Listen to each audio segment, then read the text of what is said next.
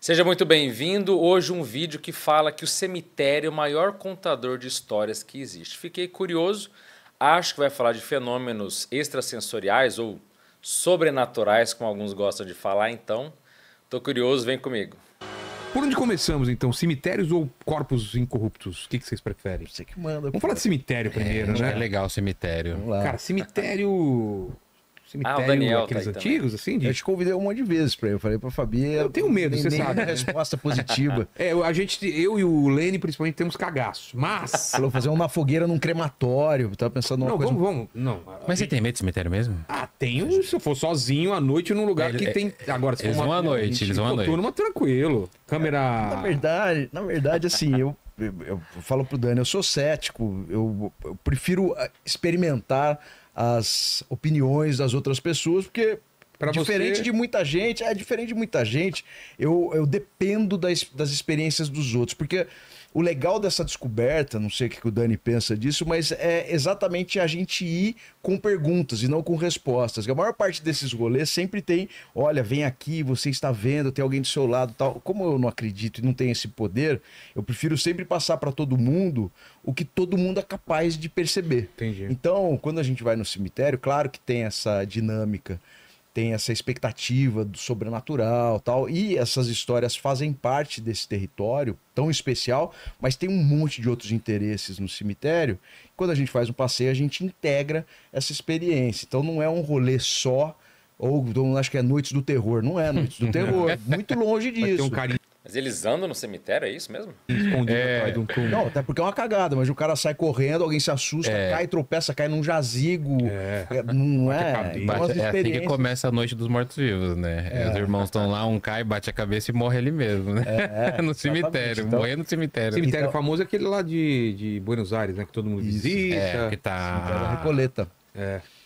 Então o cemitério o que a gente tenta fazer com essas experiências, primeiro é desmontar um pouco esse estigma de que o cemitério é só um aparelho sanitário, ele é importante, mas o cemitério é o maior contador de histórias do lugar que ele se estabelece. Se é um único cemitério na cidade, ele é o maior contador de histórias sim. da cidade, afinal de contas, Museu, né? todas as biografias da cidade estão lá.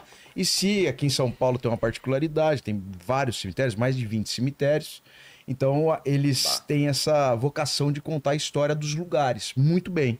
Claro que tem, exatamente como as pessoas imaginam, tem alguns cemitérios têm histórias sobrenaturais. O cemitério da Consolação tem 3 histórias, mas tem cemitério que não tem, simplesmente não tem. Mas o contato com o sobrenatural também não precisa ser só com aparições. Eu gosto muito de colocar. Acho que o sobrenatural ele fica muito restrito a 2 possibilidades, que é a possibilidade do dogma religioso, que é sobrenatural. A fé, uma aparição mariana, um milagre, o inexplicável, mora ali. É. E a outra é exatamente no. Não é só religião, por favor. Claro que. Até porque algumas tratam isso de forma também equivocada. Dependendo do que acontece, a religião, o padre, o pastor pode falar que é demoníaco. Ah, isso aqui é do capeta, tá? Tem isso também, então vamos com calma. Os fenômenos sobrenaturais ou fenômenos parapsíquicos, fenômenos paranormais, mediúnicos, enfim, eles tendem mais para a religião, mas tem muitas áreas também que abraçam elas. O universo do entretenimento, do excêntrico, do terror, que são super legais também. Os dois são interessantes, mas eu gosto de encontrar essa possibilidade no meio do caminho e colocar isso no cotidiano, na rotina. Essas histórias, além delas terem uma capacidade, um poder muito grande de fazer com que as pessoas se reencontrem com um senso de pertencimento, de identidade da cidade, elas também têm um poder de refazer pontes afetivas muito grande. É muito louco. 2 coisas que acontecem no passeio, por exemplo, e que eu adoro. Quando alguém chega e fala assim, puta, minha avó contava essa história pra mim. Ou então, a outra frase que eu acho maravilhosa é, eu nunca tinha ouvido falar nisso, passo aqui todo dia. São as coisas que eu acho mais legais. E hoje a gente não faz só passeio no cemitério, faz passeio no centro da cidade. O centro da cidade de São Paulo é muito assombrada, né? Tem muitas histórias ligadas a traumas da cidade. Então, Olha só. o que eu acho mais legal disso tudo é experimentar essas possibilidades de contar as histórias a reboque.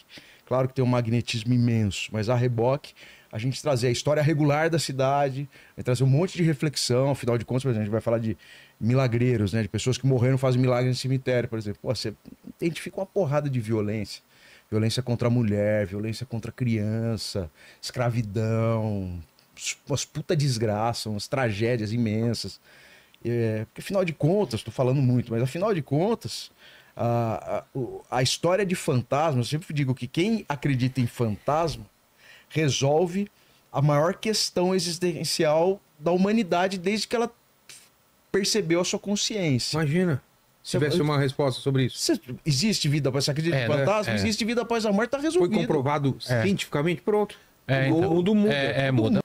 Por isso que eu falo, a experiência de quase morte é o grande ponto, o grande salto para ter essa comprovação científica.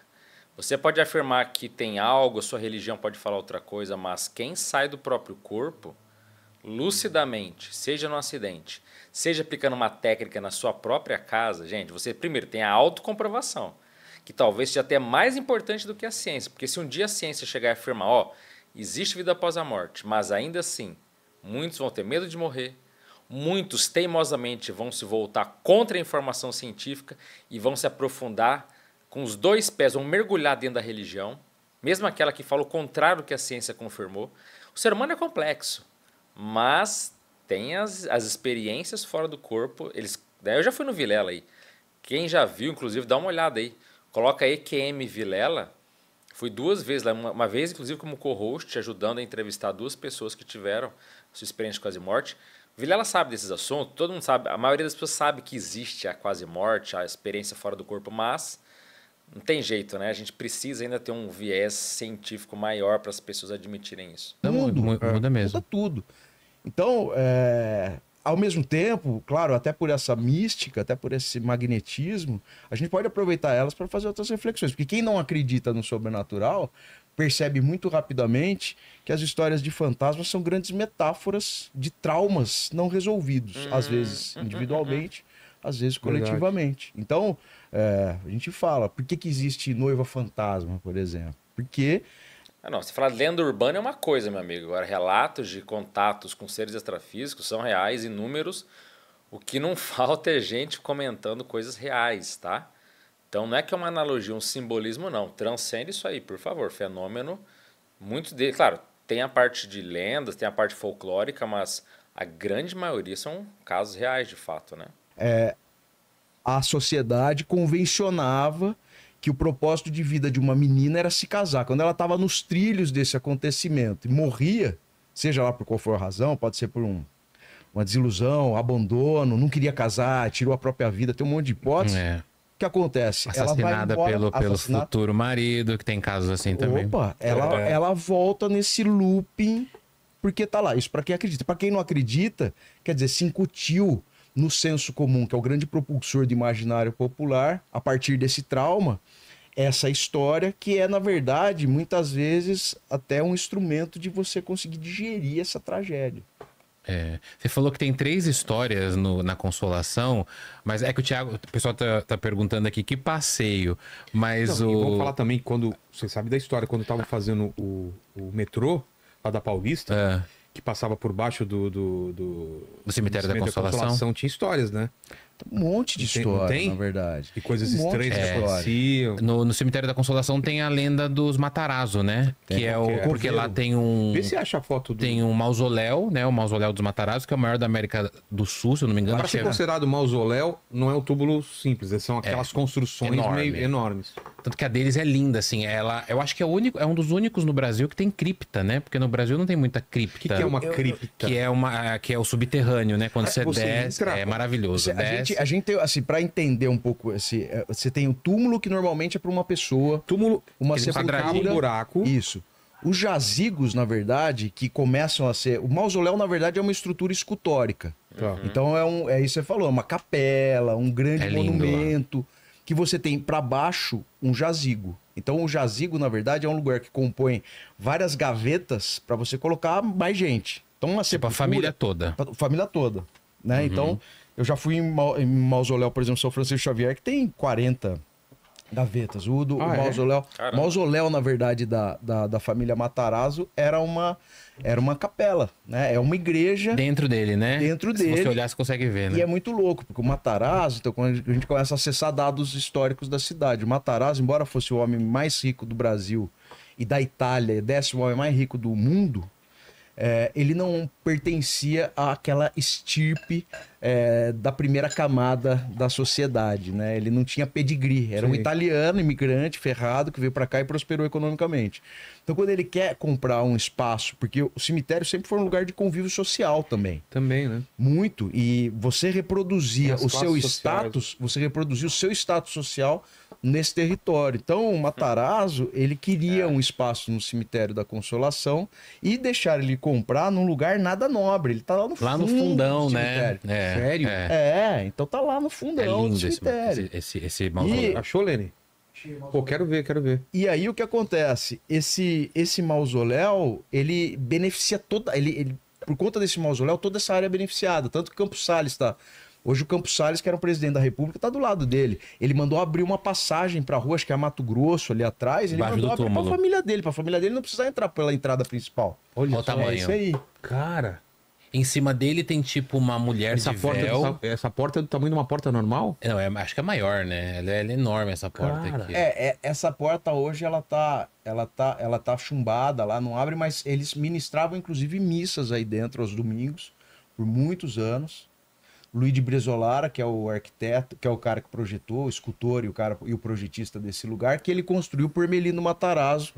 Realmente, agora eu entendi. Cemitérios contam muitas histórias, físicas e extrafísicas, né? Tem um bairro em São Paulo chamado Melino Matarazzo que era, na verdade, filho dele, era piloto de automóvel e morreu na Itália num acidente numa corrida. Então ele vem, não construiu para ele, ele constrói para o filho e se fixa nesse território, né, da forma mais ostentativa possível, e é lógico o local no cemitério da Consolação que mais chama atenção por causa disso. Esse estilo de mausoléu é o estilo de mausoléu que a gente vê no filme de terror mesmo, Verdade. assim. Que ele é antigo, ele tem imagens, né? Filme de terror, assim, não estigmatizando o mausoléu, porque ele é um tem templo. esculturas, Mas tem escultura. gárgulas. E ele é enorme, assim. Você fica minúsculo. Tem 25 metros de altura. Alguns têm nossa. vitrais também? Muitos têm vitrais. E lá dentro, como que é? Eu nunca entrei. Mas Cara, normalmente, mas antigamente falavam que tinha missa Tinha dentro dele, missa né? dele. De no domingo. normalmente o que que tem? Tem uma Não, mesa? um altar, é igualzinho uma altar. capela. Nessa porta aqui, quando você olha, você vê um altar, você já vê aquelas cadeirinhas que o pessoal senta na igreja e vê um altar. Na porta do lado, que eu já fiquei olhando assim, você vê as escadinhas, né? Que você desce para as criptas. Você desce para exatamente. Que é o pessoal sepultado lá embaixo, né? O que é legal de falar sobre mausoléu, Dá pra sobre dormir aí, dá capela? pra Não, dá pra morar. Dá pra morar? O cemitério morar. Quarta Parada tinha uma população de Morando. moradores em situação de rua Dentro dos que túmulos. moravam em jazigos, moravam em Nossa. capelas. É. E por que tem capela em cemitério? Porque, assim, a realidade cemiterial, até da nossa do Brasil, ela é meio recente, assim, a gente pensando em perspectiva, né? A gente tem uma carta régia de Dom João VI que proíbe sepultamento dentro de igreja, porque antigamente Era sepultado no altar, né? você antigamente, padres. quem era rico, normalmente católico, era sepultado dentro das igrejas, nas naves das igrejas, e quem fosse muito, muito rico, pagava para ficar mais perto do altar, porque eram locais de oração. Depois a gente até fala que tem uma razão para isso. Uhum. E aí o que acontece? É que tem essa carta régia de Dom João VI que proíbe, fundamentada na teoria, uma teoria higienista, sanitária, chamada teoria dos miasmas, que era mais ou menos o seguinte: o cheiro do morto era um agente contaminante. As pessoas acreditavam nisso. A gente sabe que não é, mas imagina o cheiro de uma igreja antigamente, cheirava morto. Imagina. Era imagina. podre. Então, o pessoal falava que transmitia doença respiratória. Houve essa carta régia proibindo o sepultamento de igreja por questões sanitárias. E aí o que acontece? Todo mundo caga um quilo para Dom João VI. Dom Pedro I, ninguém obedece, Ninguém até liga. porque o que Ninguém acontece? Você imagina, o sepultamento na igreja estava muito ligado à salvação. Então o cara tinha medo, falou, como assim? Você quer me tirar agora? Minha vez, não. Então, em 1828, tem um decreto do Dom Pedro I que sustenta essa decisão do pai, confere à municipalidade, ao poder burocrático, a competência de gerir a morte, porque a morte era um monopólio da Igreja Católica. Então tudo era da igreja e tudo tinha valor. Então você morria, você falava, cara, quero que vocês rezem por mim, deixava paga 1000 missas. Quero que façam uma celebração em tal dia. Você deixava pago, tudo era pago. Era tudo pago, né? Tudo pago. Então, você tirar a morte da igreja, teve uma consequência Vamos deixar financeira. de ganhar dinheiro com esses mortinhos aí. Então, o que acontece? Só para adiantar, certeza. então, por que as pessoas... Por que hoje tem, né, muita capela em cemitério, principalmente nos históricos? Porque o pessoal que era mais rico falou, bom, já que eu não posso ser sepultado dentro da igreja, eu vou fazer a minha igreja no cemitério. Os cemitérios não eram lugares de rico. No começo, quando eles começaram a ser utilizados, era só pobre que era enterrado em igreja. Em cemitério. Só pobre. O cemitério da Consolação, que a gente vê lindo e tal. A primeira mulher foi a dona... Mas se for pensar bem, cara, é uma perda de espaço, né, cara? Pra poucas pessoas. Eu sou suspeito porque Você gosta? sou apaixonado. Sério? Porque você vê uma região, de repente... aqui ainda tem o lá da Vila Madalena, né? Que ele é enorme também, né? Cara, imagina quanto vale aquilo lá. Mas esse é um lugar de memória. E isso também é importante. É isso que a gente tenta defender. Você sabe se desvaloriza o prédio que é de frente para o cemitério ou não? Acho que não. Nunca vai ter nada construído. É a melhor coisa do mundo. Você derruba o cemitério, que ali você vai fazer um prédio. Isso acabou. Verdade. Então, Se bem que antigamente tinha disso, né? A galera desativava cemitérios antigos. Eu fui numa capela dos ossos em Évora, lá em Portugal. Pô, eu fui lá. Maravilhoso, lá né? depois, Capela dos Ossos em Évora, cara. Que é isso, eles desabitaram, não sei se é essa palavra certa, 40 cemitérios lá nos anos do século XIX. Pra quê? Não, né? É antes ainda, acho que é século XVII. Desabitaram 40 cemitérios, tiraram as ossadas. Aí, o que a gente vai fazer com essas ossadas aqui? É para o cemitério virar casa, prédio, enfim, igreja. E aí, o que a gente vai fazer com esses ossos? Constrói uma capela. Aí colocaram as capelinhas. Na capelinha colocaram vários ossos. Você lembra, né? Tem as caveirinhas tudo na parede, assim. É sombrio. Você lembra que tá escrito na entrada, né? Como é que é? Nós que aqui estamos por vós esperamos. Mas lá eles deram uma mexida, adaptada. Olha só. Nós que aqui estamos. E tem de criança, tem de velho. Então, eu acho que essa não é a de Évora, porque tem várias. Mas tem várias. Lene, tem certeza que é de Évora? Eu não sei se essa é a de Évora, mas tem várias na Europa, que é o mesmo costume. Leste De Évora que é muito parecido. Talvez seja a República Tcheca. Eu fui nas duas. Você foi na República Tcheca? Essa tá parecendo a República Tcheca. A de Évora tem uns vidros na frente, né? Porque o pessoal começou a desenhar nas caveiras e tal. Pichar a caveira? Desenhar, assinar. Sabe que eu vi uma caveira bem do lado, assim, eu fiquei morrendo de vontade de colocar a mão assim, mas falei, vai que ele vem em casa. Não pode, né? Vai que depois a gente vê o espírito. Mas a caveira também tem outro significado, né? Para várias ordens.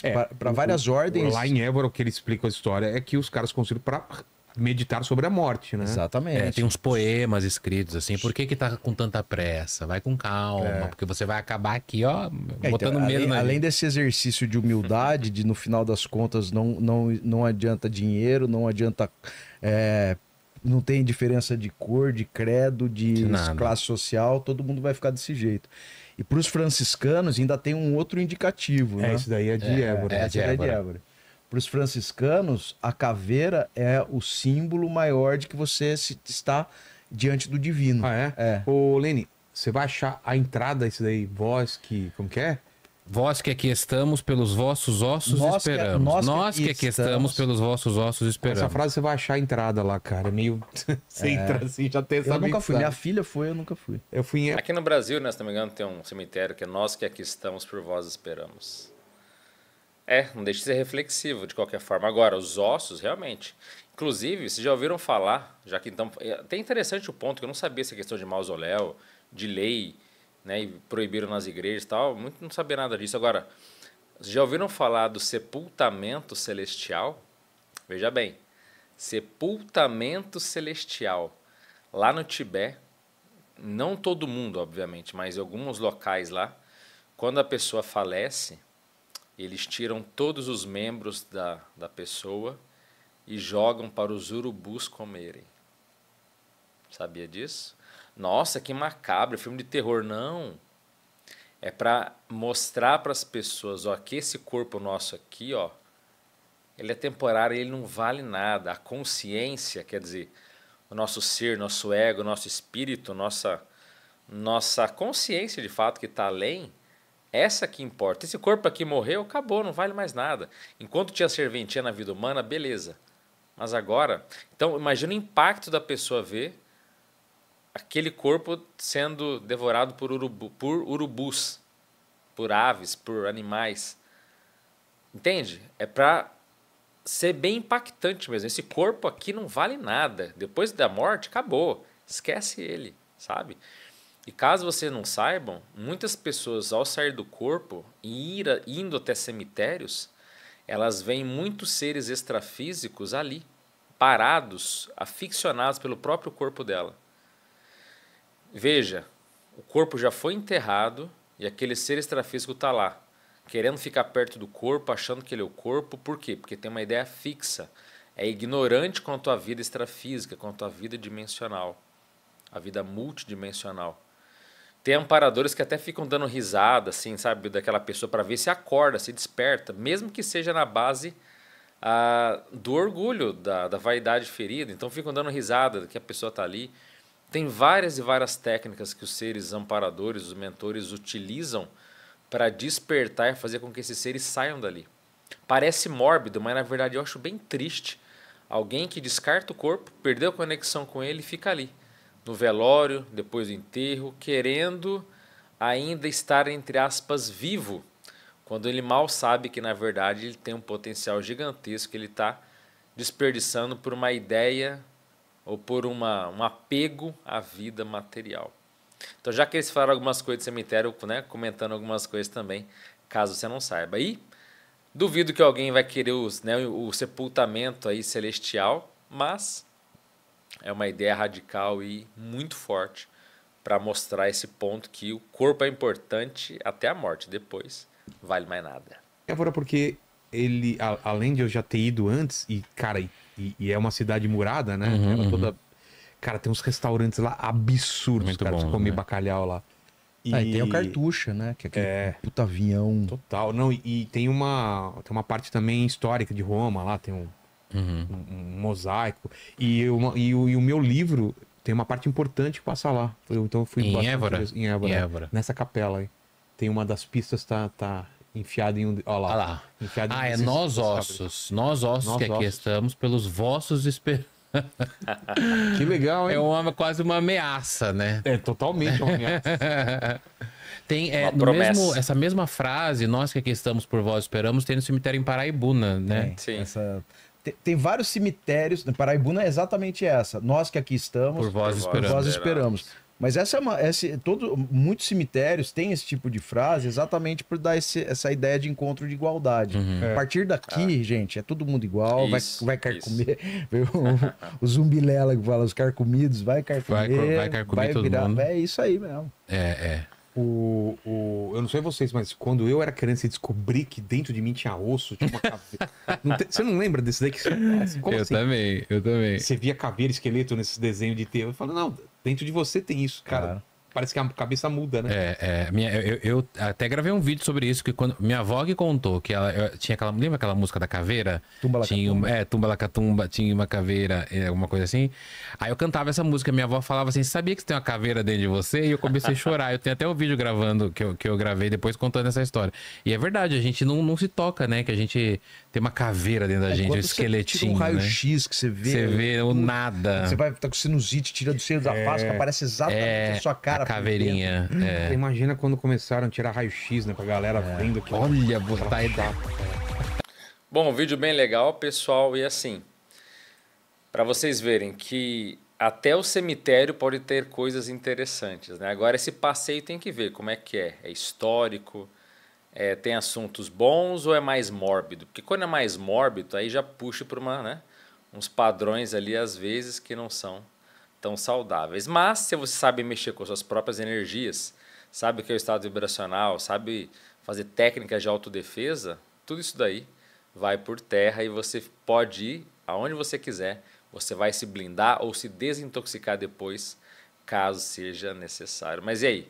Gostou do vídeo? Se gostou, curta, se inscreva aí, compartilhe com outras pessoas. Eu sou Alexandre Pereira, esse é o canal Dimensão Alexandre. Eu fico por aqui, desejo um forte abraço a todos, as melhores energias para você. Até a próxima. Valeu.